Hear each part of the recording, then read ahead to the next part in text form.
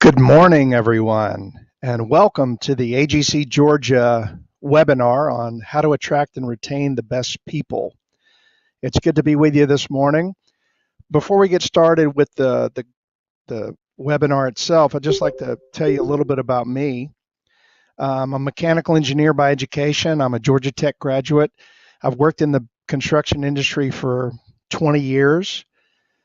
And quite frankly, at the end of that 20 years, I was getting a little bit disillusioned about the construction industry. It was just too hard and too adversarial and too many problems. And the projects I was on just weren't very fun.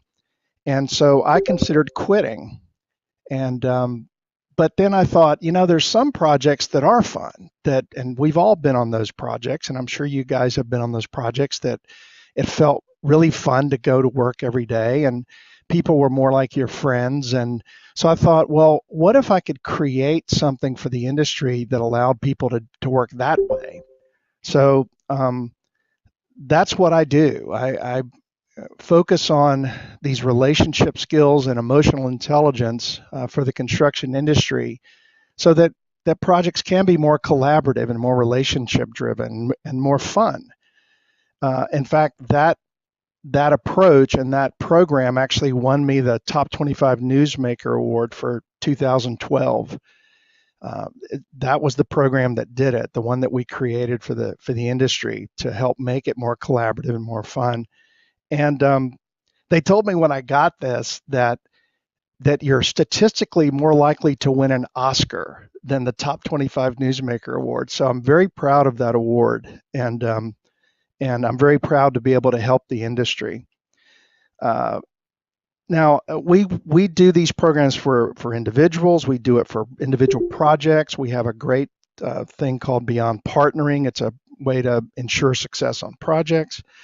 We also work with companies like groups, management groups within companies. And we also have open enrollment classes. In fact, we have this thing called the Academy coming up at AGC Georgia. And I'm going to give you guys a special offer at the end of the webinar, so make sure you stick around for that, for the Academy. I'll tell you a little bit more about it. So let's jump right in here. This is kind of a buzz thing in the industry, the war for talent. And there's a shortage of trade labor. We know that to be true. And there's also a shortage of management folks. So how many of you, I want you to chat in the word yes if this is true for you in the chat box there. How many of you are experiencing this now? A shortage of good management folks or good trade labor folks? Or will you experience this in 2015? Just write yes in the chat box there. And let's see how many of you. Okay, a lot of you. Keeps coming. Yes, yes, yes. Okay, so we know this is a problem. We know this is an identified problem in the industry. So what I'm going to talk to you today about today is how do you attract folks? And this could be on the trade level and the management level. And how do you keep them? How do you keep the ones you have? And how do you make them so satisfied that they don't want to go anywhere else? And I want to talk about the 4 biggest mistakes that companies make with regard to this talent management issue and this lack of the talent that's out there. One, they think it's all about the money. They think that money is the driver for a lot of people. And what we've found to be true, and a lot of research on this, is it really isn't. And I'll give you some specifics on that. They don't let their people do their jobs. And I'll go into some more detail on that as well.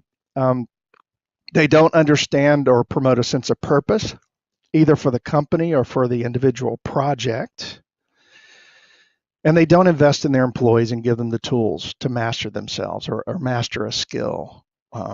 And there's a great book that I just read called Drive by Daniel Pink that gives me some of these concepts that I'm going to impart to you today. So I highly recommend that book.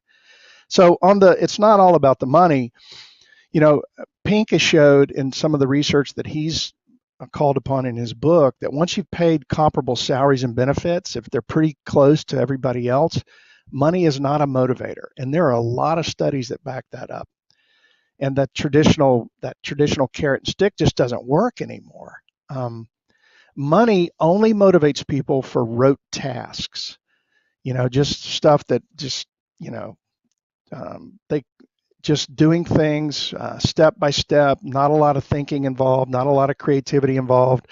Money can motivate people for that. But for anything with creativity involved, and that would be every construction project on the planet, probably, people actually do worse with money as a motivator. And they gave an example of a study they did with artists, and they had them paint paint pictures that were commissioned, and then they had them paint stuff or create stuff that were just on their own. And what they found was when they got these art critics to judge the paintings or the sculptures or the piece that they created, the ones that they created on their own had a much higher quality, much higher aesthetic value. They were better pieces of art because they intrinsically motivated themselves to do it. And there was no extrinsic motivator of a commission to make them do it. In fact, the money as a motivator for those more creative endeavors actually they do worse with money than something that's intrinsically motivated. And if you want to go sort of to the 3.0 version of salaries, Pink in his book, he says, be fair, both internally and externally. In other words, make sure people get for the same work similar salaries, and also make sure that you're comparable to other companies outside of work. But he says pay more than the industry average, and Delta did this and got a really good fleet of pilots that created a real sense of quality for Delta, of safety and all of those things that airlines strive to put forth to the public. They had a higher capacity and a higher skill level for their pilots because they paid them a little bit more than the industry average. And then the third thing he says on this whole, motivator is make performance metrics hard to game. And we've all been there with, you have a performance metric of, say, safety numbers for money, for bonus, and people tend to underreport and don't report those little, first aids and little accidents. So it ends up having sort of an opposite effect. Same thing with maybe fee. If you make your fee, you get a bonus. That people may be driving so hard to make the fee that they may harm relationships. They may ruin future work opportunities for you. So it's more of a creating sort of a balanced scorecard for any kind of a bonus for any kind of performance. And that could be client satisfaction, customer satisfaction, stakeholders in the project satisfaction. So if you think money's the answer to this and you can throw money at it, it's really not the answer. And I'm sorry to burst your bubble if you think that's true.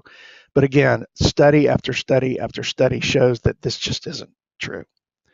So let's look at some of the things that truly drive people. In Daniel Pink's book, Drive, he talks about extrinsic motivation, and that's the pay and the bonus and things from outside.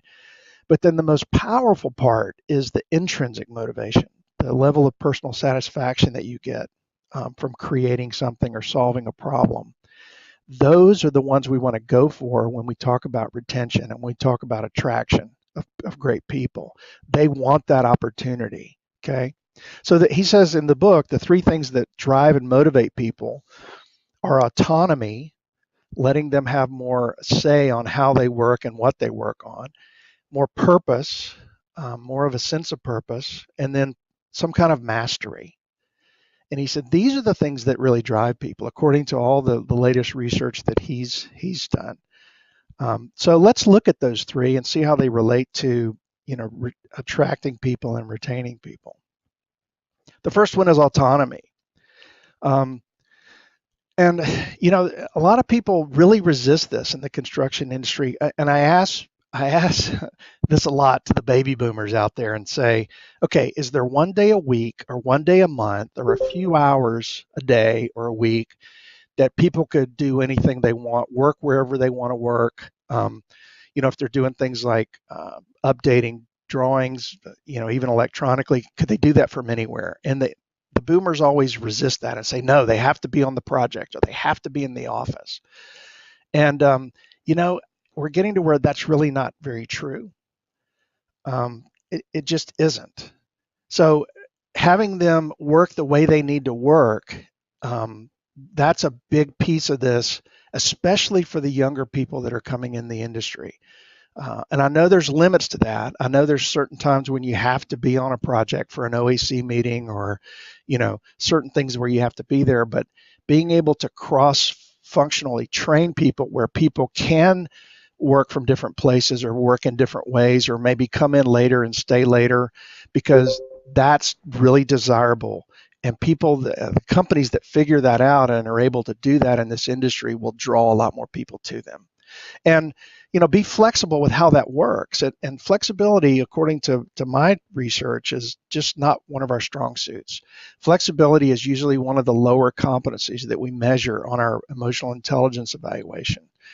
And you've got to really be flexible. And all you older baby boomers out there, pay special attention to this. This is a big deal. And especially if you want to attract younger, highly talented people, they're going to want that flexibility in your work environment. Cultivate a yes and mentality. I work a lot with something called applied improvisation. This is an improvisational concept, yes and. And a lot of places I've experienced and worked in, and people that we work with experience is a yes but mentality, so that when you come to them, a boss or somebody with a new idea, they say, yeah, but, and fill in that blank. Yeah, but we tried that in 1970 and it didn't work. Yeah, but we don't have the money to do that. Yeah, but that's a stupid idea.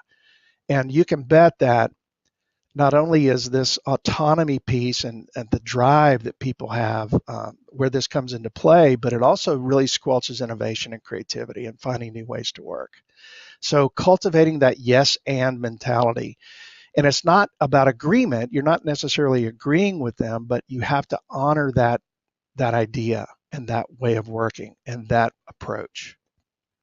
Micromanaging is another typical profile that we find a lot in this industry. High problem solving and high reality testing with lower flexibility is a micromanaging profile, and people tend to do that, and they have people do sort of menial work and pay their dues, and they don't allow them to find ways to work on their own, and how they try to mandate how they need to work. And this is a big mistake in terms of retention and in terms of attracting these young, really smart kids into the industry. And Pink talks about the results-oriented work environment, where you don't necessarily tell them how to work, you just give them objectives, and they can meet those objectives however they need to meet them, and however they need to work, and wherever they need to work, and when they need to work, as long as they meet those work objectives. And about 15% of the people out there in your companies and in the industry will take advantage of these kinds of situations, but you can't not do this. Pink talks about design for the 85% who will do this in a good way, who will come up with better ways of working, who will be more productive, who will have higher levels of engagement, who will have higher levels of loyalty to the company because they allow them to work these ways. So he also has in his book something called the autonomy audit, which you can do. It's 4 questions basically, and you could do some metrics and do some Survey Monkey, which is free, and kind of figure out, do we have an autonomy sort of atmosphere here at the office or in our project, or do we not? So first thing, autonomy. All of these things, and I know what you're thinking. You're saying, Brent, this is impossible.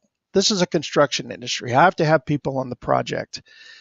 There's no way that we're going to make this work for us. No way, because it's impossible. But you know what? What I know about the audience and what I know about the people on this webinar is you do impossible before lunch every day. So I challenge you to find ways of adjusting the way you work to make some of these things happen, because it's going to be vital to your success and vital to your attraction and retention of really great people in the future, especially the younger people. Okay. At any time during this, if you have any questions or want to raise a comment, all you have to do is chat it in because I'm keeping an eye on that. Just let me know. Otherwise, we'll go to the next thing, which is this sense of purpose. So, this sense of purpose, the first question I would ask is, what's the purpose of your company? And then the second one is, what's the purpose of your projects that you're on right now? And you can say, well, we're here to make money, but making money is just a result. So, what is the purpose of your project? I worked a little bit with McCarthy on the West Coast, and they had this brilliant session.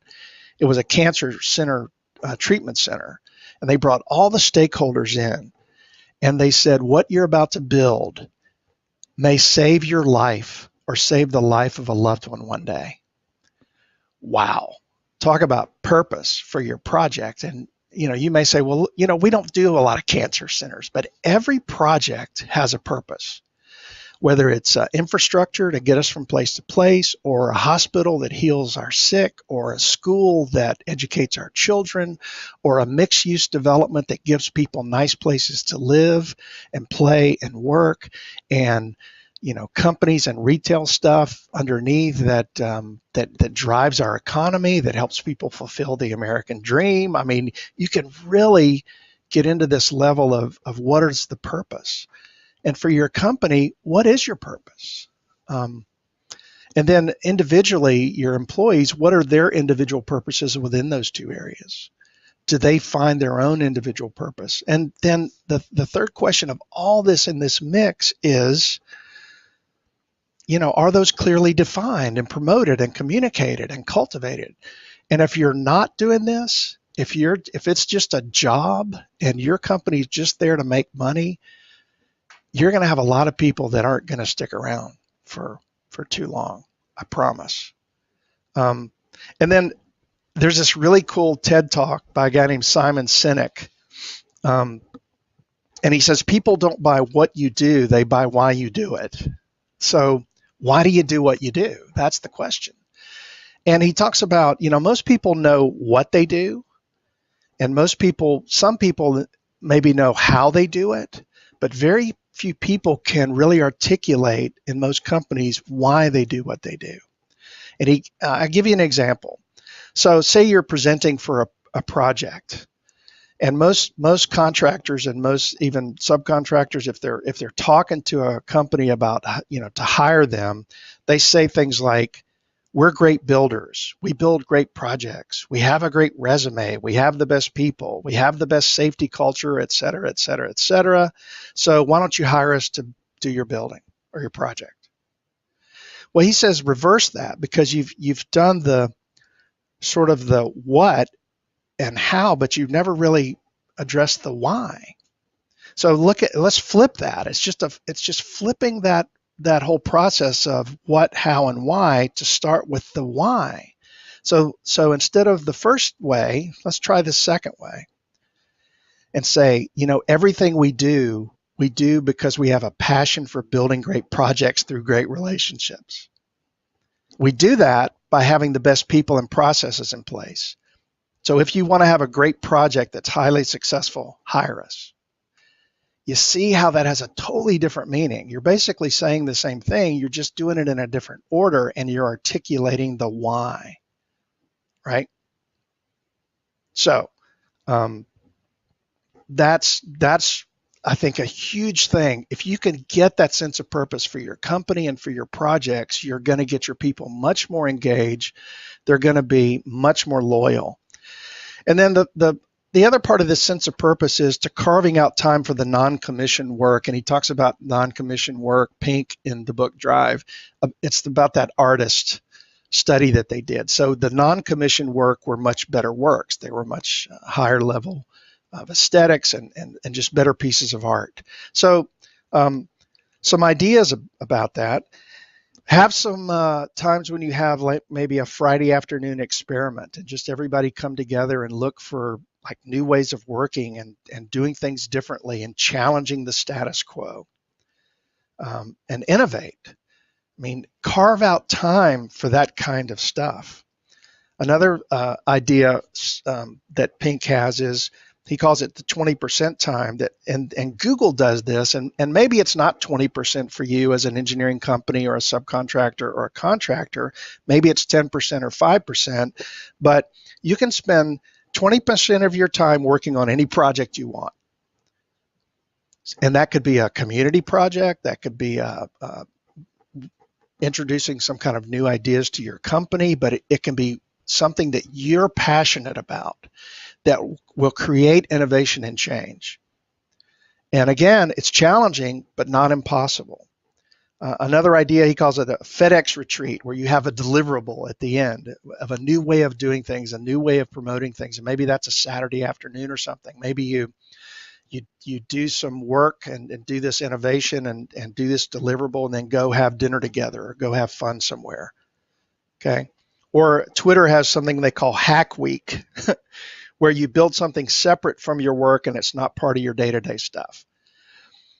If you can find ways to incorporate these kinds of senses of purpose and doing things that people are more passionate about and not just their day-to-day job, you're going to create lots more engagement, lots more innovation and creativity and new ideas, and lots more loyalty to your company. So you'll not only retain those people that you have, but their friends and these other young people, especially that are coming in, they're going to say, I want to work there. Look at the cool things that they're doing. Okay, that's sense of purpose. Let's look at the next one, which is mastery. So FMI's they do reports every couple of years on the talent crisis, and they've been doing this since about 2007, right before the big crash. And one of the main ways the strategies they say to attract and retain is training and development. They said above and beyond any other things that they've seen, that's a huge bonus to attract and retain really great people is allow them, give them the resources to develop themselves and to develop some mastery. Some new skill or some new way of working or a technology thing that they can do, or just leadership development and personal development stuff. And my experience is most people want to improve themselves in some way. They want to learn new things. They want to be better. They want to be better, with their health and well-being. They want to be better with be a better project manager or a better superintendent. They want to be the best that they can be. Well, training is a huge component to that.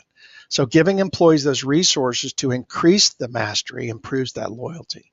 And if you give them that as opposed to other companies that don't, you're going to be a very attractive place to work and to stay.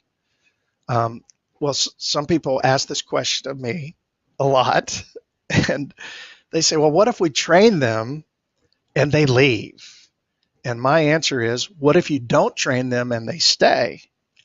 That would be my question to you. So, and this is, you got to look upon this as an investment in time and money, because you're going to get returns on this. People are going to have higher levels of performance. They're going to be better with projects, better, they're going to be able to better return on project stuff and making their fees and making the company money. Training is a huge component to that. And then I also have this argument as well. Some people say, well, I can't afford it. I'm a small company, can't afford to pay for the training. I look at it this way. Say, what if you read an article in tomorrow's paper that said, well, the Seattle Seahawks have decided because of budget issues, they're just going to fire their coaching and training staff, and Seattle's not going to do any practicing, or they're just going to show up on Sundays and play because of budget issues. I know that probably sounds really ridiculous, but by saying I can't afford training, you got to sharpen the axe. You got to get people to be the best that they can be. So training as an investment is going to give you tons of return. So look upon it that way. Some ideas on this mastery thing. People need, especially the younger people, continual feedback, not just an annual review. And some of you may not even have annual reviews. So that feedback needs to be continual. I've had some companies use Twitter for their direct reports or even peer-to-peer to say, hey, you're doing a good job, or here's some feedback how you can be better. And it's only 140 characters. It doesn't take very long.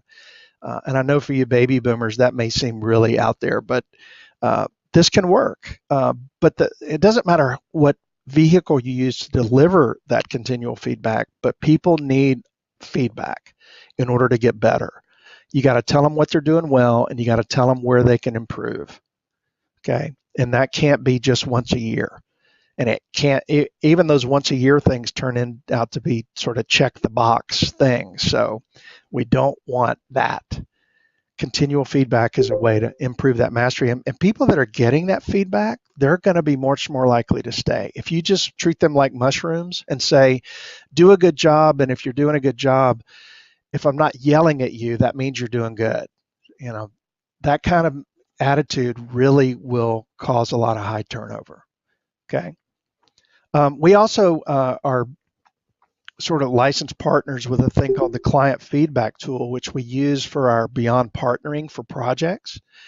And it's a way to get that continuous feedback, and you can set it up and customize it for offices or projects or companies, and people can give each other feedback anytime. And you can have some metrics that you're measuring to be able to see if you're making those metrics or not.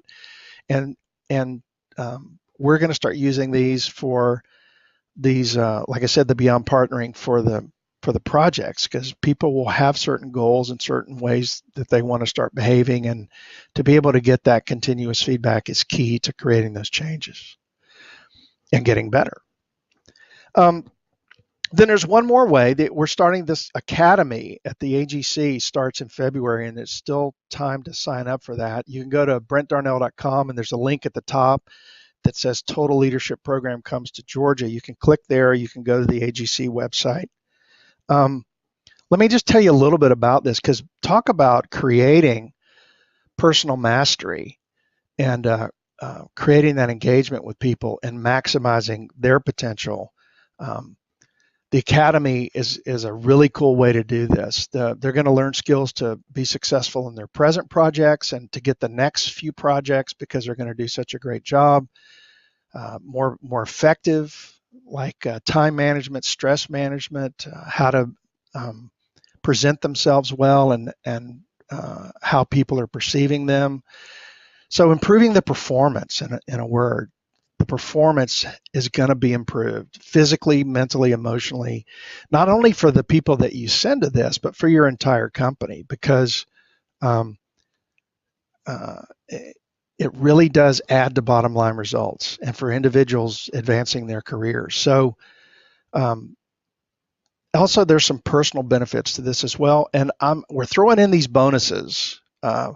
You get a free learning session at your company if you sign at least one person up. That's worth $6,000. I will come and do a day of training, or a half day, or a lunch and learn, whatever you want, for your company. And we can do it on relationship skills or presentation skills, or how to get more work with when you present, or stress management, time management. You can choose the subject, but that's going to be thrown in when you send somebody to the Academy. And then your whole company gets access to changeyou.com, which is basically an online version of the program. And everybody in your company can evaluate, get the resources to improve, and build in accountability, and be able to go through the program while this person that you send is going through the program. And we'll teach you how to use that as well. And I know the AGC probably hates this, but they've given me a discount code and they said, it's just for a select group of people. It's only for like family and friends and really select people. All 44 of you on this call, I'm going to offer this to you today. If you sign up for the Academy by the end of the day today, you'll get $500 off. And so you get the family and friends discount. So you just use the discount code Brent 2015, or you can just call the AGC office and sign up and tell them that I told you get my discount. All right. So let's recap So it's not about money. We got to give people autonomy and as much as possible allow them to work the way they need to work and what they want to work on and how they want to work on it. We have to give people a sense of purpose on projects and in our companies. And we have to give them tools and resources to create a level of mastery, especially this personal mastery and leadership and career development. That is a key. If you do all three of those things, people are going to be motivated to stay with you, and you're going to attract the very best people to your companies. All right. So you say, well, you know what, this is a little bit overwhelming, and some of these things are going to be impossible for me to do. So I would say just start small. Just ask yourself, is there one thing I can do tomorrow in my domain that I have control over to make things better for me and for the organization in order to attract people? Is there one thing I can do? Is there, from any of these ideas, or maybe get Pink's book Drive and find something that you can do. And then you may have to be a little strategically subversive. Don't ask permission, just do something. Then when you get those results and something really cool happens, then share and emphasize those results. I wouldn't accept a lot of risk in that, but I'm sure there's some pretty low to moderate risk things that you can do and try and just see how it works. And then the third thing that I just thrown this in, and I think this is a big part of why people want to stay in companies, is focus on fun and engagement. How can you create more fun in your workplace? How can you make it more of a wonderful experience to be there? And that could be on a project or it could be in an office. But people want to enjoy where they work. So add some things that add to that level of enjoyment. And I had a meeting at J.E. Dunn's new offices this week, and I'm telling you, their new offices are so cool. This is a photo. There's two levels, and you can either walk down the stairs or you can take the slide. So that certainly creates a sense of fun in the workplace, but it's much more than that. It's a real open work environment and lots of little places to sit and chat and have a cup of coffee, which creates a lot of sort of informal learning and informal relationship building, and it creates a sense of fun and engagement. They also have outdoor seating for meals, a nice deck, and great break rooms with lots of cool stuff to eat and drink. They have a really big training room to address this whole mastery issue with, I think it seats 100 people that they can do for training. And right next door to that is a recreation room with local, microbrewed beers on tap, and there's a shuffleboard table in there, and there's a pool table in there, and there's a putting green on an outdoor patio, and these garage doors open up, so in the summertime they can open the whole thing up. Boy, talk about a nice atmosphere to work in and a great place to work. And now you may be saying, well, we can't do all that stuff in our offices, but you could add some stuff that would be low cost, no cost things to add. For 20 years, I've been trying to get companies to put in like some kind of quiet room where you could have headphones and listen to music, or take a quick power nap and put in some nice comfortable chairs so you could get away and just have some quiet time for 10 or 15 minutes. And people look at me like I'm insane. But boy, if you're working there, what a perk, what a great ad that you could go to a nice room and listen to some music for 10 or 15 minutes, or close your eyes and meditate. And boy, talk about increasing productivity and increasing engagement in people. That's huge. So, Dunn also has a very open work environment, just a fun atmosphere, lots of access to outside, lots of daylight, lots of flexibility in how they can configure things. It just creates a sense of fun and engagement right when you walk in the door. So if you know anybody at Dunn, go check them out. It's really a cool place to be. All right. So we're winding down there. I'm almost done. Are there any questions? Just chat in if you have any questions or comments. And if you want to actually speak, I can unmute you and you can actually speak to the group if you want to do that. Just chat in that you would like to say something. And I'm giving all the introverts time to process here for any questions that they have. Or you can contact me later if you need some help with this, or you want to bounce some ideas off me, or brainstorm on how you could do this in your offices or your work environments or projects. Let me know. So I'll give everybody another couple of seconds.